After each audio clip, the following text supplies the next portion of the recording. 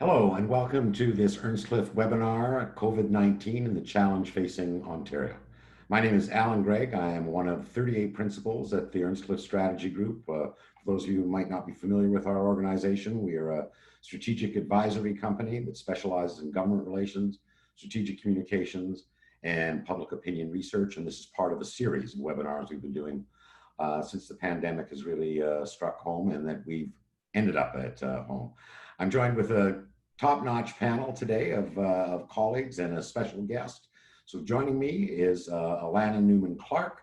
Alana is a senior consultant at Earnscliffe in Toronto, former aide to cabinet ministers in Ontario. John Whitehead, also a principal in our Toronto office before joining us. He had more titles than Idi Amin. He was a associate assistant deputy minister of energy, finance, economic development. Also joining us, Stella Ambler is a principal from our Toronto office, former MP from Mississauga South. And finally, rounding off the Earnscliffe group is Rob Leone, another principal out of the Toronto office, former member of the provincial parliament, representing the great constituency of Cambridge. Our special guest, am I going to get this right? Supriya or not? Supriya Dwivedi. Supriya is a political commentator. She is also the host of the morning show on 640 Toronto, that is global radio. Before she became a virtuous journalist, she was a grubby public affairs consultant, just like the rest of us. So she knows our craft only too well. Let's get right into it. I mean, Alana, you monitor what's going on in Queen's Park on a daily basis. You got tons of friends there. What's happening around the cabinet table right now? Is the cabinet kind of confident that they've got a handle on this thing? Or are they nervous that they really don't know how to manage this pandemic?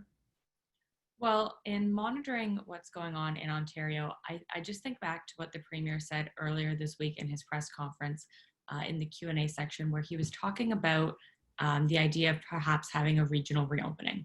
And that, I guess, in combination with what I'm hearing from my friends and caucus members and staff at Queen's Park, is I think we're definitely seeing a bit of a almost not quite a suburban rural divide, but an urban suburban versus the rural and more remote communities. And when you look at the testing numbers, Toronto is the epicenter. Toronto has the most cases. And I think you're seeing a lot of smaller communities want to open. So I think we're seeing some tension around how do we reopen? How do we make sure that Toronto is, contained? We're not Quebec, it's not Montreal, where you can just cut off the bridges to Montreal. There's so many roads, there's so many highways. And so I think you're starting to see some tension along those sort of regional lines. So fair to say kind of confident about outside of the GTA, but a little nervous about GTA? I think that would be my inference, but I don't think anyone's willing to say that out loud. Now, there's an argument, Supriya, that in addition to the obvious regional differences we've seen, that this isn't even a pandemic, that this is an absolute crisis in long-term care facilities. 80% of all deaths have occurred in these kind of facilities. How did we get there? And is it credible for this government to kind of claim that they didn't know this was coming? So I don't want to take away from the sheer level of detail that the Canadian Armed Forces report, provided for all of us, because they were quite stark. But, to that point, this isn't something new. We've known about the conditions in long-term care facilities for quite some time. And in fact, they likely date back to 2003 when then Health Minister Smitherman was crying and promised for a revolution in long-term care. So successive governments do definitely own the issue.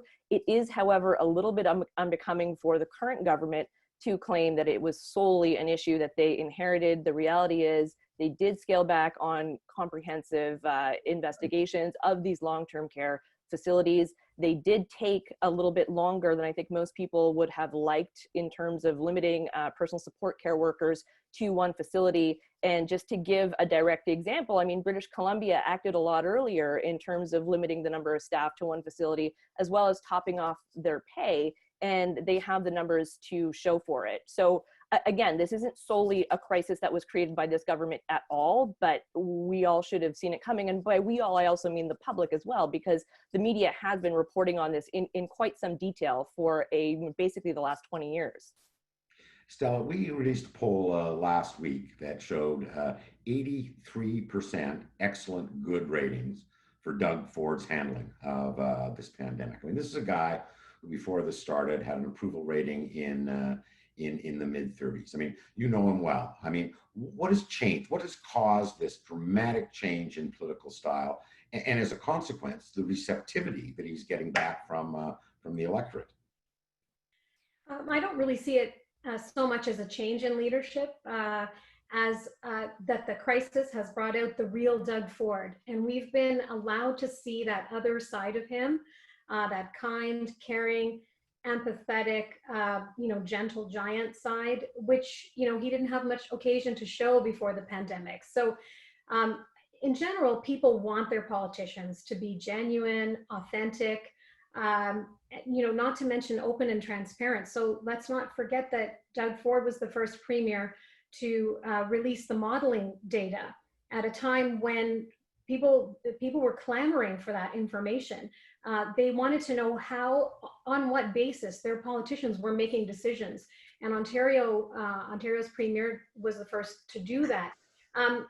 I would argue that we weren't seeing the genuine Doug Ford before this. He was often scripted, trying to be the politician's politician, a bit unnatural, trying to fit the mold. But, he's always been more Main Street than Bay Street, focused on the little guy, people-oriented, wearing the black t-shirt, driving his Ford F-150, going places without staff and handlers. And he now has a platform to showcase that. But there also was always kind of a partisanship and a combativeness. I mean, here his best friend now is the deputy prime minister. Right. He's saying that the government of BC is doing a pretty good job. A whole bunch of NDPers. Again, he just seems to be a different guy to me. Yeah, well, I think partly you have to look at it as a tug of war between the health aspect of this crisis and the economic aspect. And normally, conservatives are always lumped in with caring more about the economy than anything else. But this has allowed Doug Ford to focus on the healthcare aspect and that side of the debate, which is a good look for a conservative politician. So up until now, he always had to be the tough guy, and making unpopular decisions on economic issues. And now instead he can show like his protective side, let it shine through, that Papa Doug, that, we call him Papa Doug. Like, he's not a mean guy. He's not always focused on money and deficits and debt.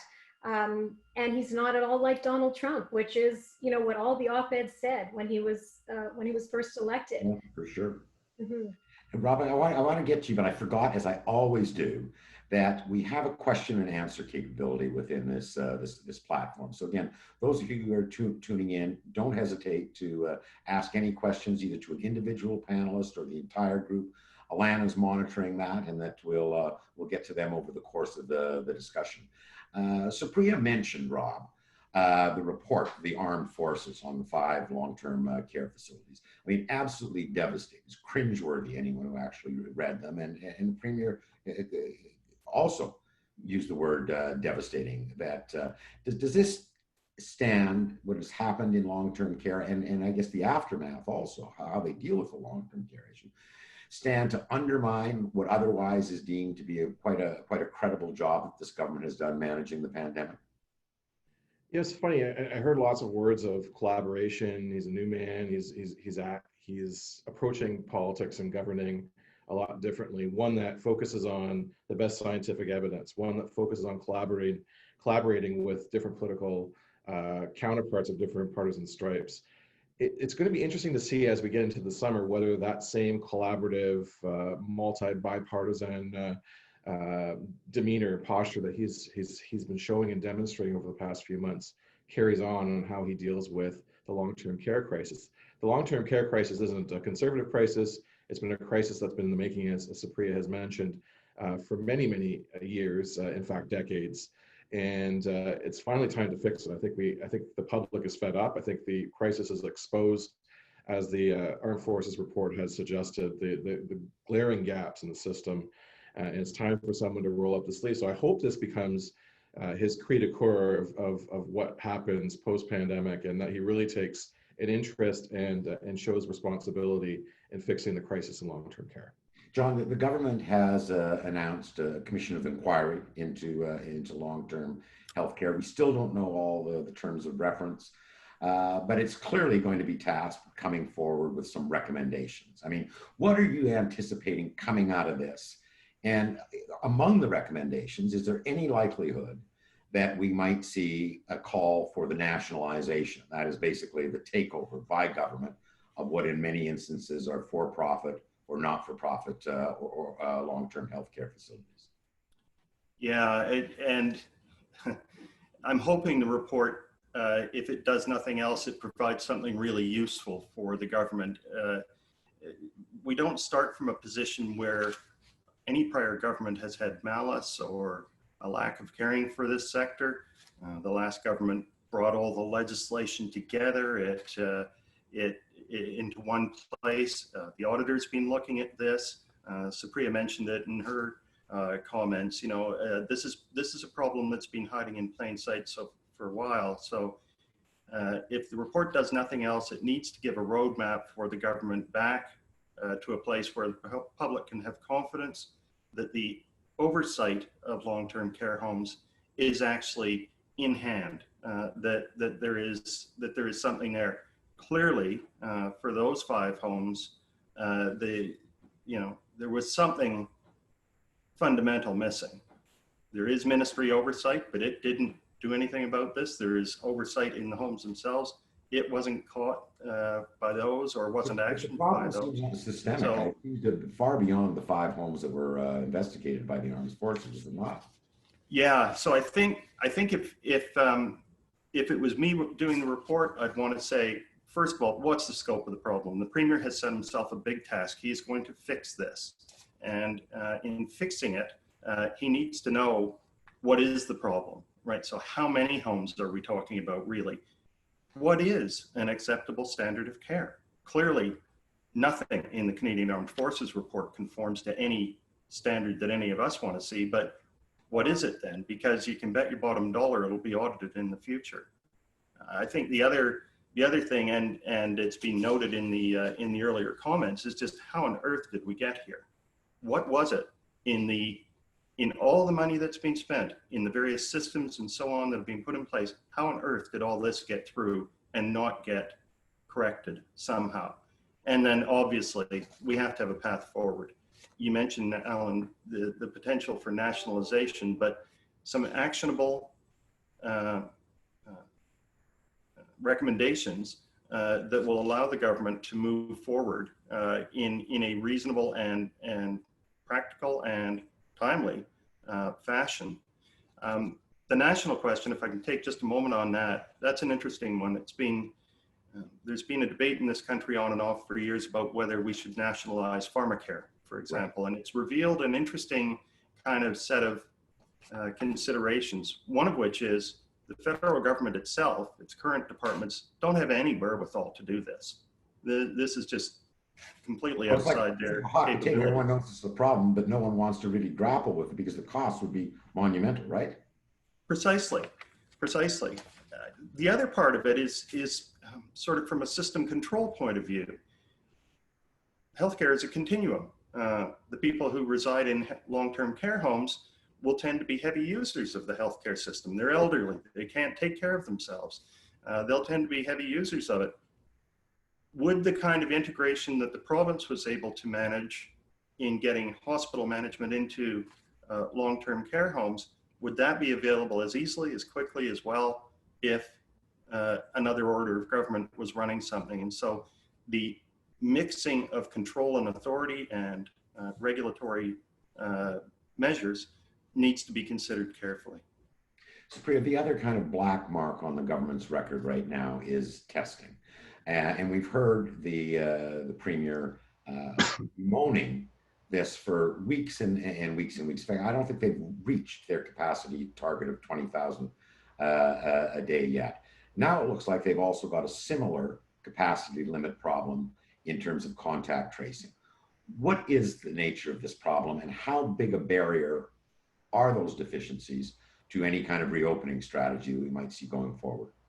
So firstly, it's a huge barrier, right? Because I mean, essentially without proper testing and without proper contact tracing, we're essentially playing whack-a-mole with this virus, and we're never going to get in front of it. To add to that, we also don't really have a coordinated surveillance strategy right now. One thing that multiple experts have pointed to, for example, that could be done is, and this isn't, you know, pretty, but to survey wastewater and to see whether or not there are large amounts of the viral particles that have shed in fecal matter. And that's a good way of knowing what the true burden of infection is, because that is ultimately another huge problem to this. We have no idea what the actual burden of infection is right now. You know, we're getting daily numbers in terms of cases, but what does that actually mean for the population level? So there are a number of issues that, you know, really didn't help the government early on. There was a shortage of reagent, then there was a shortage of swabs, and we didn't have the right swabs, then we didn't bring on enough of the of private labs online to help with some of that backlog. And then you have a few of embedded just into the system is the fact that we have a very antiquated and quite frankly archaic public health system in which it's very fragmented. You have different softwares used by different labs that don't necessarily speak and communicate to one another. So again, to cut the government some slack, they are dealing with a system that just isn't meant to be in the middle of a pandemic, let alone even a smaller epidemic. But again, you know, the rest of the country, aside from Quebec, has by and large figured this out. So the fact that we're sort of grappling with this still in Ontario, I think does raise important questions. But once again, much like the long-term care situation, this isn't solely the fault of this government, because they were dealt just, you know, a pretty crappy card to begin with. I want to get into system reform, because you've got to believe that that is going to be the big conclusion coming out of this this pandemic. But first, Alana, you've been monitoring Q&A from the people who've tuned in. Anything there that that you want to bring up for the group? Oh, you're on mute, Alana. Oops. There are a couple of really great questions. Both are from an anonymous attendee. And one anonymous attendee is asking, did anybody expect Doug Ford to be capable of the kind of empathy he's shown over the duration of the pandemic? Well, that was an interesting one. You know this government very well. Why don't you answer that question? Is this going to be an enduring quality that that Doug Ford is going to try to exhibit long term, or is this something that kind of suits the particular situation that we're in right now, and then it'll be back to the old partisan politics once things calm down? Well, I definitely hope this is something that'll be enduring. I get the impression that the Premier is enjoying being able to showcase this side of him. I think one thing that really loomed over him, especially earlier in his mandate, was the idea that he was the Canadian Trump, right? Or that that he was, you know, Trump in Ontario. And if there's one thing that this, you know, this crisis, and in particular, when the president, you know, was going to stop the PPE from coming into Canada, I think seeing him get fired up and just really passionate, and I don't quite want to say angry, but definitely fired up about that. Just to me, I think it really helped highlight to people that Doug Ford and Donald Trump are not the same person. I think they're very different people and very different politicians. And I think that for a lot of Ontarians and a lot of Canadians, that was a really illuminating moment. And I think Stella, and I believe Rob also touched on this, but just that he is actually a very down-to-earth, warm, you know, kind of guy. I mean, my friends and I have, we joke when the Premier comes on that it's time for Uncle Doug, because he just does have that kind of calming presence, and that just, I don't know, you feel like he cares. And I really hope it continues. I think it will. I think he's got an excellent team around him in the Premier's office. I think that earlier in his mandate with previous staff who I won't name, I think that he didn't quite have that perception. But I think with the new team he has and this new opportunity to showcase who he really is, I think it will be something that endures. Rob, I mean, sorry? I think he's found his groove and he's not going back. That's a great way of putting it, Stella, what she said. We won't let give you any indication who Alana and Stella kind of vote for on any kind of regular basis. But Rob, I mean, we talked about long-term healthcare being a real problem, testing, contact tracing being a real problem. Less obvious is the actual structure of our system, our public healthcare system. Supriya's kind of referenced this. I mean, we have 34 local LHINs that are here. And the Premier's also voiced his frustration about this. I mean, I look at data every day, and there's no question that Canada's is the worst in the world. And Ontario's is the worst in Canada, just as one reflection of how that decentralized system almost prevents any kind of province-wide coordinated approach. We saw again just yesterday, the appointment of Jane Philpott to look at the data holes and the data gaps. How likely, when we come out of this end, are you going to see calls for a wholesale reevaluation of the structure of the healthcare system in Ontario?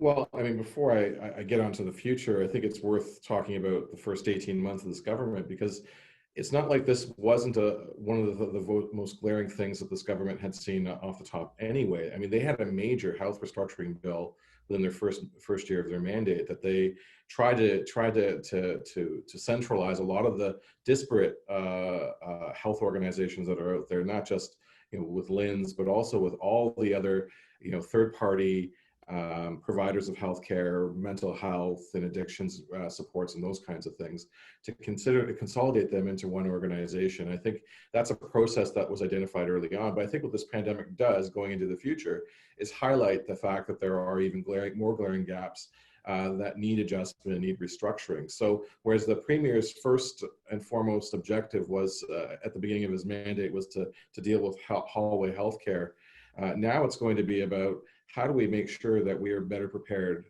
for a pandemic into the future? And that's going to require more coordination and more centralization, and having the government to have the tools in their toolbox to deploy resources where they're needed in a more quicker manner. I mean, they had to rely on emergency orders in order to get the resources and the staffing to where they needed to be. So it's important to note that this is part of a quest that has started already. So, but that's a fascinating pivot, because governments, provincial governments, and especially conservative governments, when they talk about healthcare, what they've predominantly been consumed with is sustainability. They look at the books and they just say we can't afford this. Between the ongoing costs and the escalating aging of the population, we got a disaster on our hands. Now they're talking about capacity. It's a completely different focus, huh? Yeah, it's just flipped, and that's what this is exposing, I think, is, we probably could have had a pretty academic approach to here are the holes in healthcare, and you appoint Ruben Devlin to be your healthcare advisor. But this is like finding the holes as it's happening, like real time. Yeah. It's really allowing the government to focus on where these gaps are, and I don't think they probably would have found what these gaps were outside a pandemic.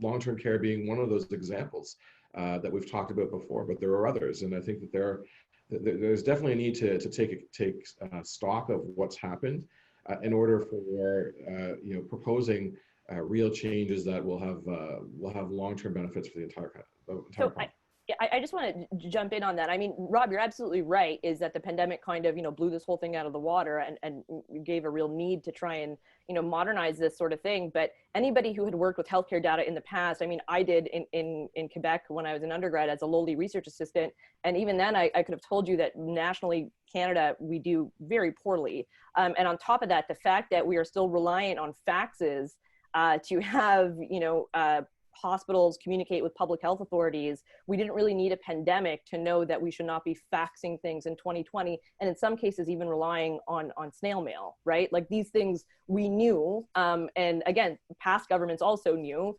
and we just didn't care to do anything about it because there was no pandemic. Stella, there's talk now about staggered reopening. That is that reopening in the kind of phase 2, phase 3 might correspond more closely to the severity and spread, and the differences in the severity and spread in different regions in the province. I mean, we saw that, someone made reference to it, in Quebec, where Montreal was put on a completely different schedule than the rest of the province. I mean, you've sat in a political caucus before. What kind of strains is this going to put on the Progressive Conservative Party, where you have some members of Parliament who are going to be representing constituencies in areas that have significantly fewer restrictions than their other colleagues? It's absolutely true that caucus is where, you know, the gloves come off, all holes barred. Members speak their minds, and you know, it's a place where they know that the leader is listening. Rob understands that too, and this is definitely an issue for caucus right now. I've spoken to a few MPPs recently, and these are the discussions that are happening. And I've heard that they're quite heated discussions. So we all know that 2/3 of the cases of COVID are located in the GTA. So there's real concern among tourist areas, rural areas, which are not as intensely affected. And most of those, you'll know, are held by Progressive Conservative MPs. Sure. Yeah. So, And they want to open. pardon? They want to open. They want to open, Yes. but they also don't want to preside over the next, outbreak, right? So that, this is the conundrum they're dealing with, right? Like their constituents, their voters, more importantly, they want to get back to work. Their MPPs want to see them get back to work too. But they also don't want to take the blame or responsibility. So, what we're seeing is an erring in that tug of war that I talked about on the side of healthcare over the economy.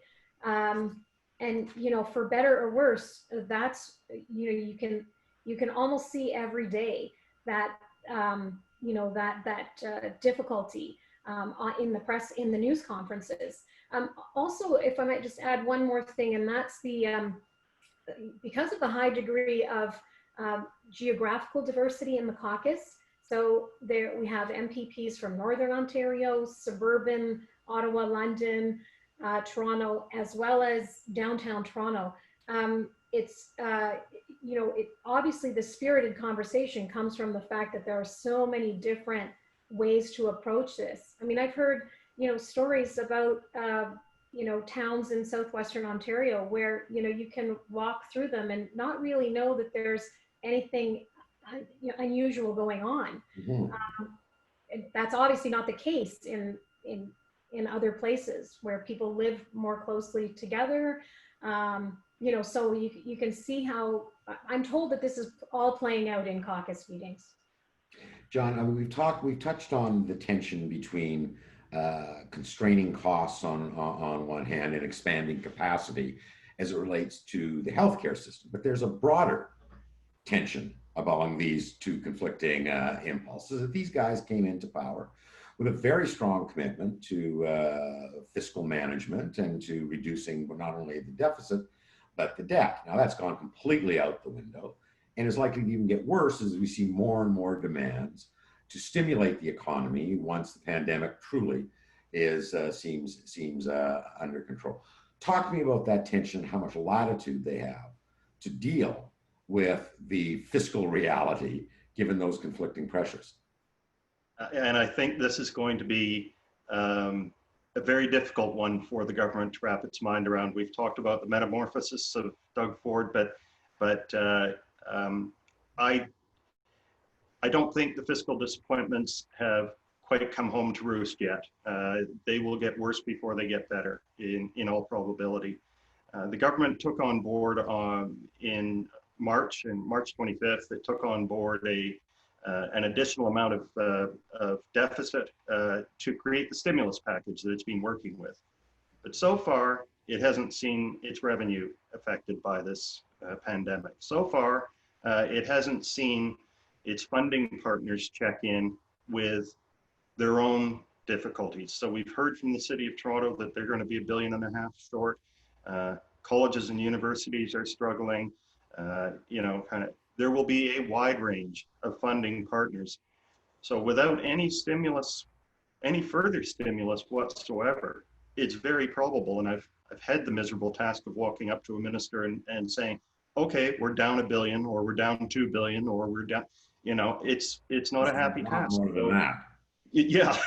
So they will have to take that on board first. The financial accountability officer for the legislature has estimated they're looking at more like a $40 billion deficit this year. Who knows? Maybe.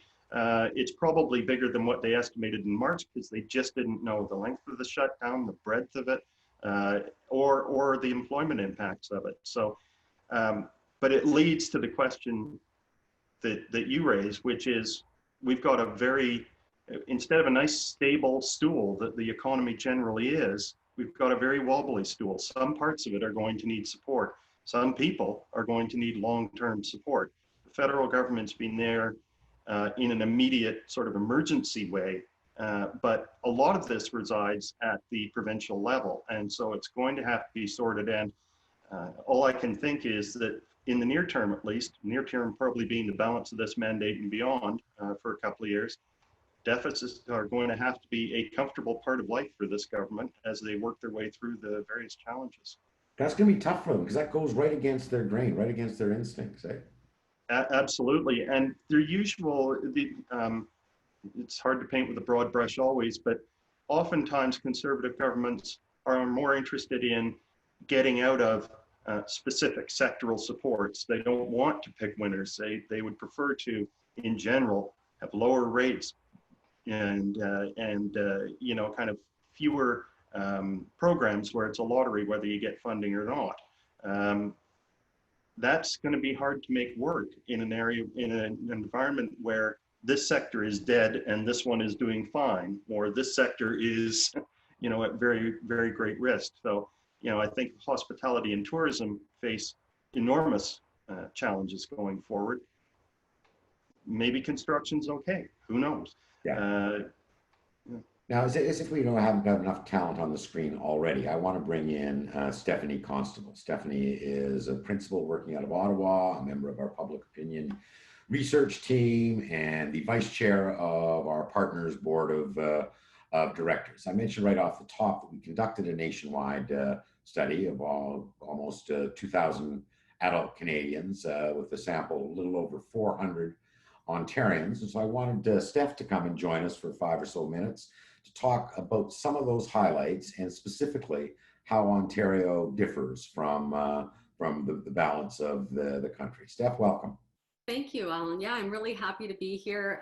As you said, I thought it was useful if we could point out some of the highlights in terms of the mindset of Ontarians. And I think what we found in our data when we started to look at it a little more closely is that Ontarians were among the hardest hit not just in terms of the spread of the infection, but also what we found really interesting in the data is that they were also harder hit in terms of their personal, financial, and even emotional and psychological impacts. So I've got just a few slides that I can share with you that highlight those findings.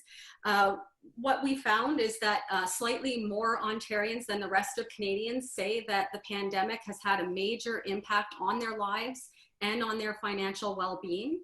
Not shown here is also that they were more likely than the rest of Canadians to have been financially hurt by COVID, also to have had their work hours reduced, and been the ones who have accessed some of the benefits that the government made available to deal with the impacts of COVID.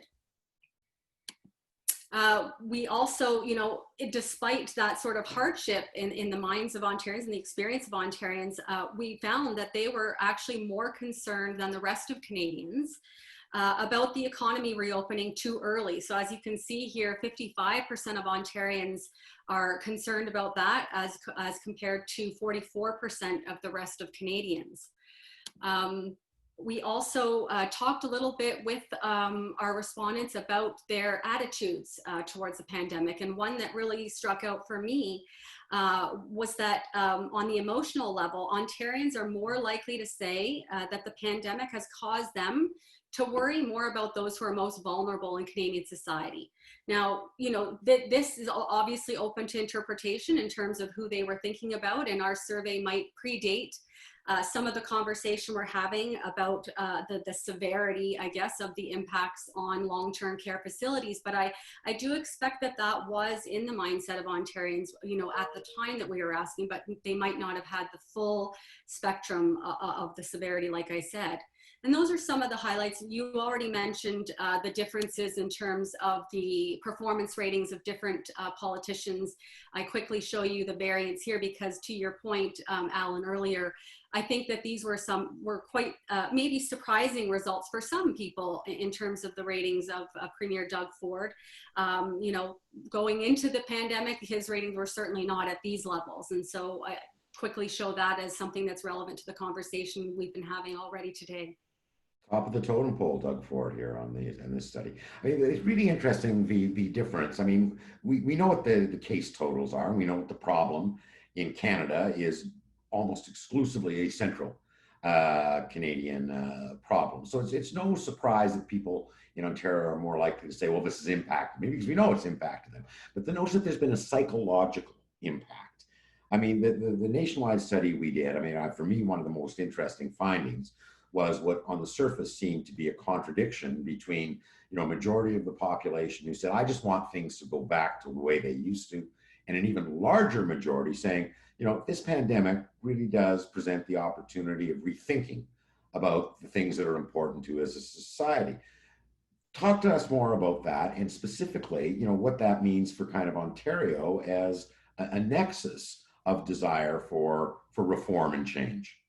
Yeah, it was certainly very interesting. And I think that what has happened over the course of the past few months is that, you know, we've all almost, pardon my dog, we've almost been forced to rethink. You know, this has sort of been not an attitude adjustment, but it's been something of a values exercise. I think that people have undergone with this natural sort of shift that everyone has had to make to work from home, or even, as I said earlier, all the changes that have impacted people in terms of their work. And so, you know, this will impact where things go forward. And I think that, you know, we also tested a number of different policies in the survey, and those showed some very interesting findings as well in terms of what people are prepared to do going forward. And you know, expectations that work will change, and that there will be health and safety measures in place, and that social distancing will continue, are all things that they're ready to do and accept, and as are Ontarians. But being mandated to do things, there might be a little bit of, I'm not sure. I don't know if I want to be socially tracked right now. I don't know if I want to be mandated to wear a mask right now. Things like, you know, having to, you know, increase taxes to recoup some of the monies that have been spent in relief are things that Canadians and Ontarians even more so are not prepared to do. And tax forgiveness for small and medium, or sort of medium and large enterprises. These are things that Ontarians are even less accepting of than the rest of Canadians. So it's definitely a shift, and we'll see how things play out. Now, how much of this study is up on our website? Is any of it up there yet? So we've got the results. We've got a webinar that we had done 1.5 to 2 weeks ago, and there's results that are being shared with respect to what we shared during that webinar. And we've also had a number of stories printed in the media that you can access through our website as well.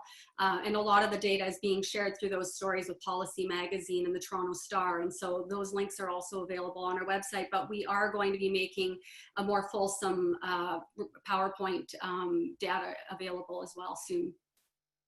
Terrific. Thanks so much for joining us, Stephanie. It's always great. Thank you for having me. Appreciate it. Great conversation. Now, Stella, we talked just before Stephanie came on, and John was talking about the financial realities around fiscal policy. This government, before the pandemic started, had a lot of priorities around investment in terms of transit, in terms of infrastructure. I mean, what's your guess right now? Are these things on hold indefinitely, or do you anticipate this government to kind of forge ahead as aggressively as they were planning to beforehand? I actually, funny you should mention transit and transportation. I think that's going to be one of the keys to the economic recovery plan.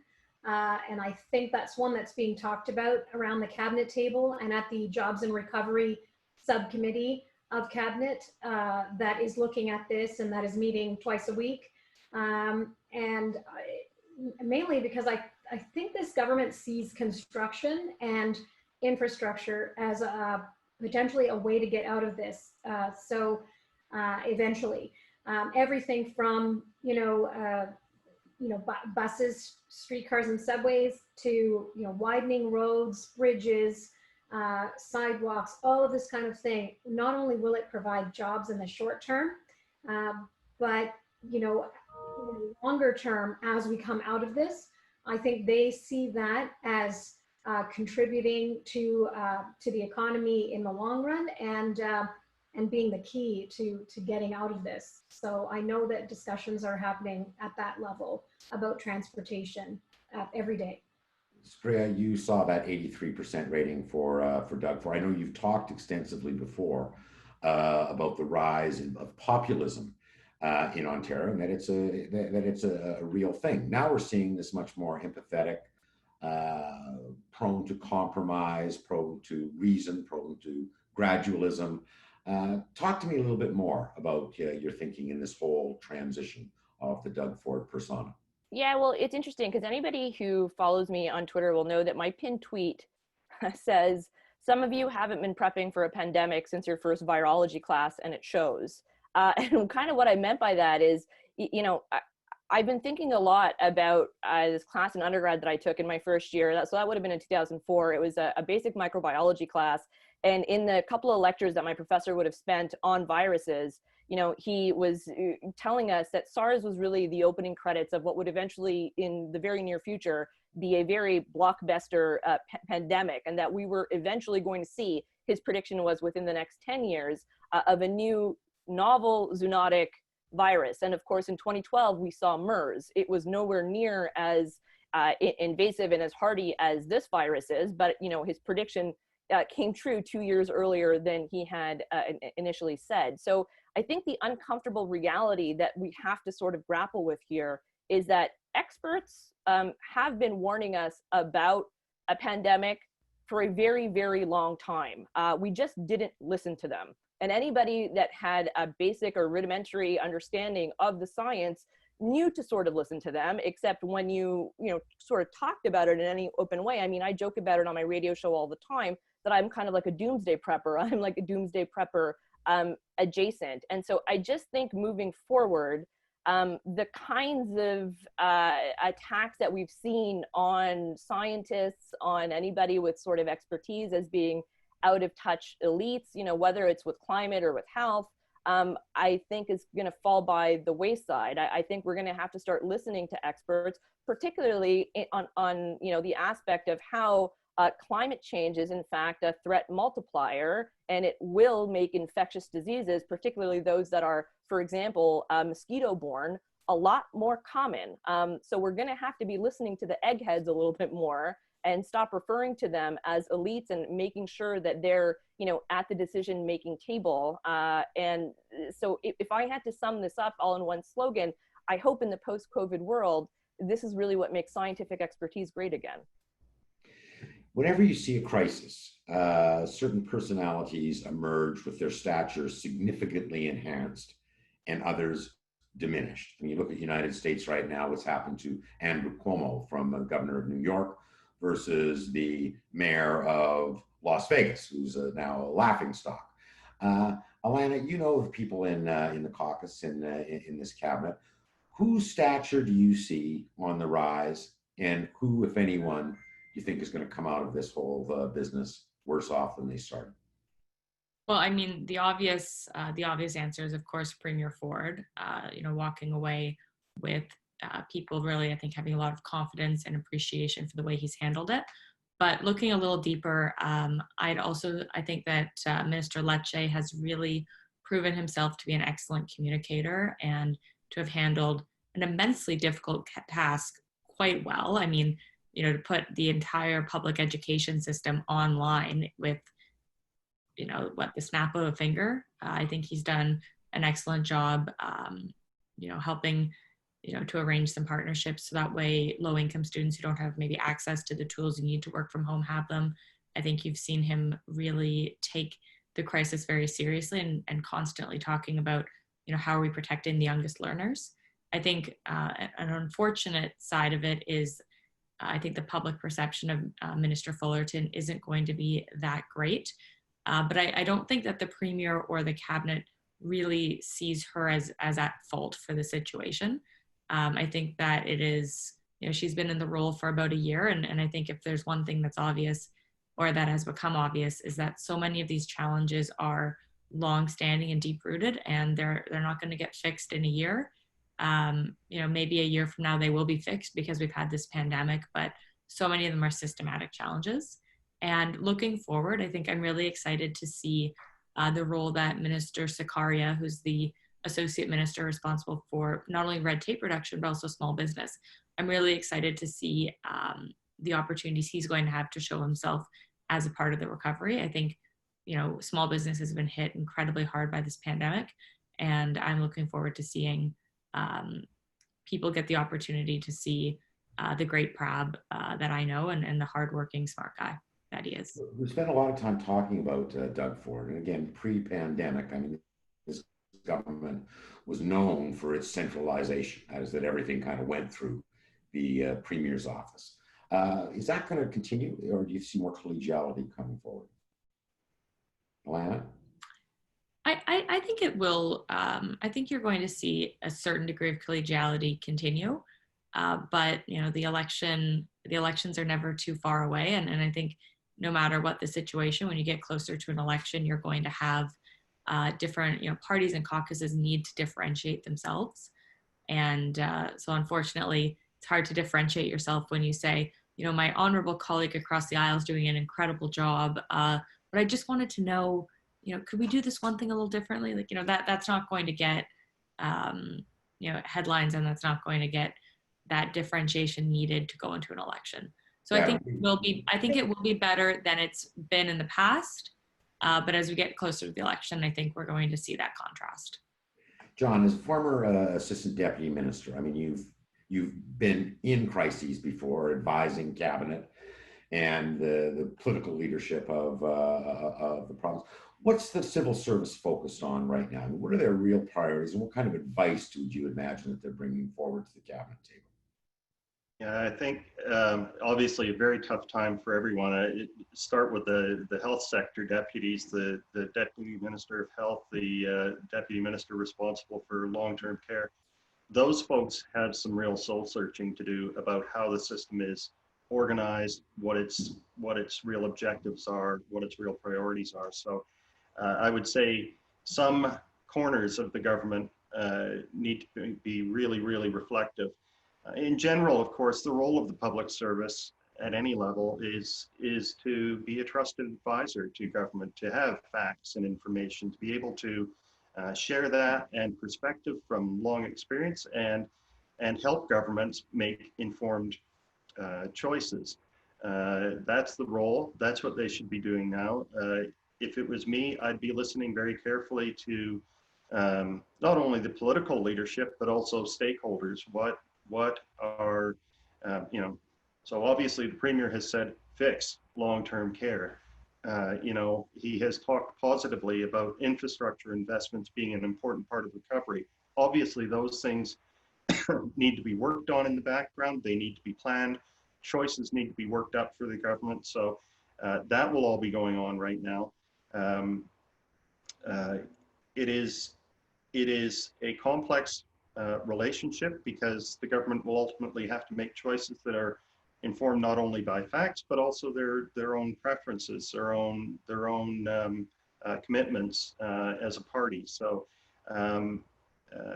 it is going to be a bumpy road. It's certainly, from my point of view, the public service should not be defenders of the status quo. They should be open to change. It's obvious that some reprioritization needs to go on and refocusing needs to go on.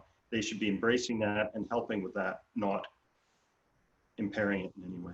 For decades, we've been talking about the decline in the marginalization of the civil service within the political process. I mean, Supriya talked about maybe what this finally is teaching us is that the experts actually have to be listened to? I mean, is there any prospect that this crisis again could revitalize the civil service and make it far more reformist and innovative than we've seen in the past?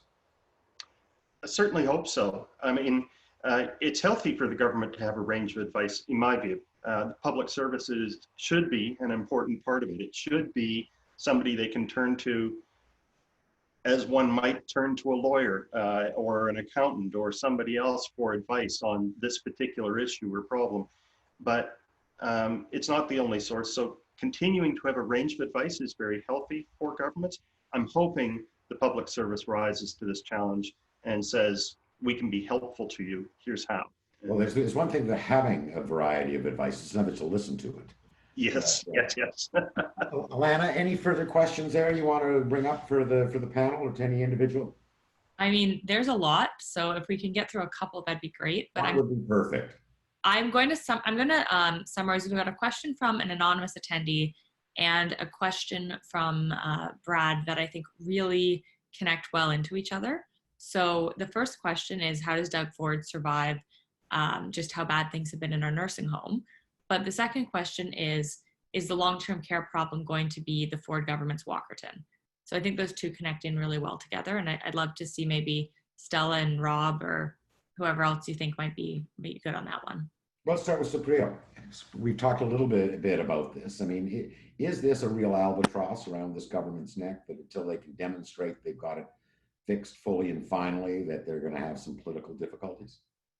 So no, insofar as I do think that the public is quite willing to accept that not only has the media been ringing this alarm bell, but previous governments would have ignored this as well, right? So I think in terms of that front, they can, share the blame, so to say, a little bit. But if we start to get to a point where connections start to be made and direct connections start to be made with the privatization of certain aspects, or not having acted quickly enough in terms of limiting the number of personal support care workers to one facility, or cutting back on the number and the quality of inspections, that's when I think the public's appetite might start to turn a little bit. But I certainly don't think it'll get to the level of Walkerton. Rob, you want to add to that at all, or Stella?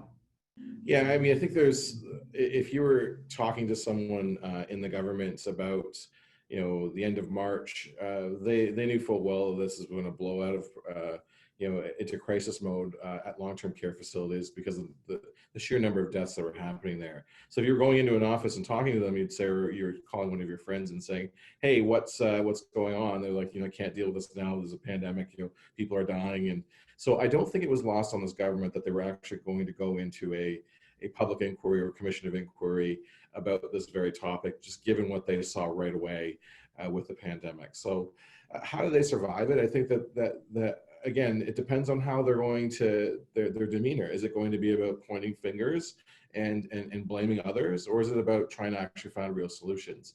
I think that they find this nexus of being in the solution of trying to find a solution to the problem rather than pointing fingers and blaming others.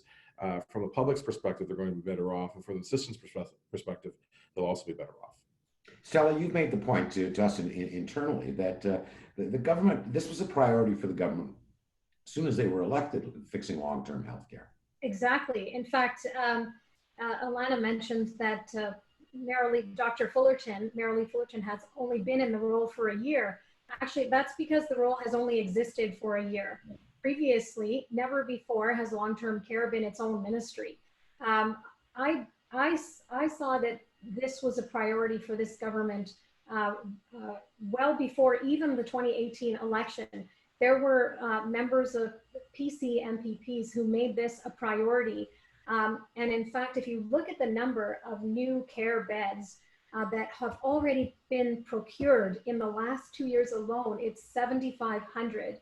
And the promise is for 15,000 new beds in this term.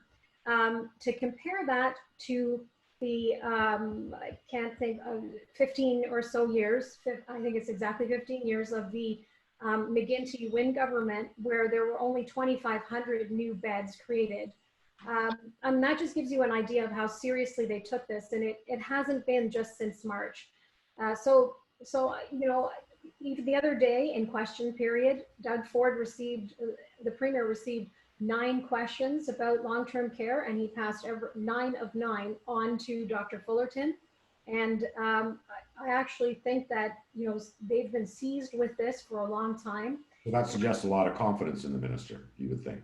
Confidence in the minister, and I think what Rob is saying is right on the money. Like there is a way that that the government can deal with this issue or continue dealing with this issue in a way that again brings out the fact that, you know, this government respects our, you know, the elderly and has a lot of time to fix this problem and wants to do it. And with the help of the civil service, who I think has become in Ontario is becoming, you know, more flexible and more responsive. You know, I think it can be done. It's going to take, like everything else, it'll take a lot of resources. Tyranny of time is upon us, so I want to just go around the panel right now with final thoughts, especially in terms of more mid to long term. I mean, is this debilitating for Ontario? Or are things going to go back just like they were before, or is this actually an opportunity for Ontario to come out bigger and better than it ever has before? Starting with you, John. Oh, I certainly hope it's an opportunity for growth. When I was in government, we used to talk about the clouds on the horizon. Even in the very best of economic times, there was always clouds on the horizon. Our biggest trading partner is the U.S. You know, our expansion plans were for trade. We're into China. We're a trading province. We need trade to light up again, and it's going to take a little while. It's also going there to are some fundamental challenges that are going to have to be dealt with. For sure, for sure. Alana, final thoughts. As I unmute myself there. Look, I think it's going to be a long path to recovery. I think, you know, I think there's starting to be some hope that, you know, maybe people are back in the classroom or back in the office in the fall, but, you know, the recovery isn't just recovering from the illness, it's going to be the economic recovery. So I do think that this is going to be a, you know, defining not only just a moment, but really defining the next 2 years of this government.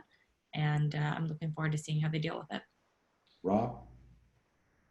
I noticed there's a question or two on the education system, and certainly that all eyes are pointing to what's going to happen in the fall. And I think the real answer is, where are we with our numbers? Are the public health predictors going to be in a place where we want schools to open? I think that's something that we get to look forward to seeing over the upcoming weeks. Last thought, Stella. I think every government knows that the worst possible problem they can deal with is a war, followed closely by a recession or a depression. And COVID-19 and this global pandemic has been kind of a combination of the two. And so I think that, you know, this government understands that. The PC government in Ontario knows that this is the test, the ultimate test of governing. And I think we'll see them rise to the challenge. Last word to you, Supriya. Yeah, so I think going forward, we may start to have not just this government, but governments going forward from now on, start to invest in some of those not so sexy items. You know, public health will be something that I think everyone starts to take a lot more seriously, and things like harmonizing software between different laboratories will end up being a priority. So on the one hand, that's good, and I think they'll have the public buy-in for that. And then just lastly, I think that we're also going to start to think about healthcare a lot more holistically. You know, the social determinants of health, which is a term that has, you know, largely been reserved for academic circles, is now pretty much commonplace vocabulary when we're talking about this thing. COVID hasn't been the great equalizer. It's really been the great exposer, right? And so I think these types of things we're going to see, and we're going to get buy-in from those that are more fiscally conservative as well, because we're realizing that the social determinants of health, A, not only is it real, but B, it costs us a lot of money. Thank you all so much, my fellow colleagues from Earnscliffe. Supriya, it's been a real delight to have you. I hope our paths continue to cross into the future. For all of those who have who've tuned in, thank you. We will send you, we've recorded this session, we will send you a link within the next 24, 48 hours. Those of you who've asked questions that we've not been able to get to, we will respond to those individually, and others who want to raise things that perhaps they were too shy to bring up at this particular point in time, don't hesitate to write me directly at Allan, ALLAN, at earnscliffe.ca. But otherwise, again, thank you all. Be safe and be safe.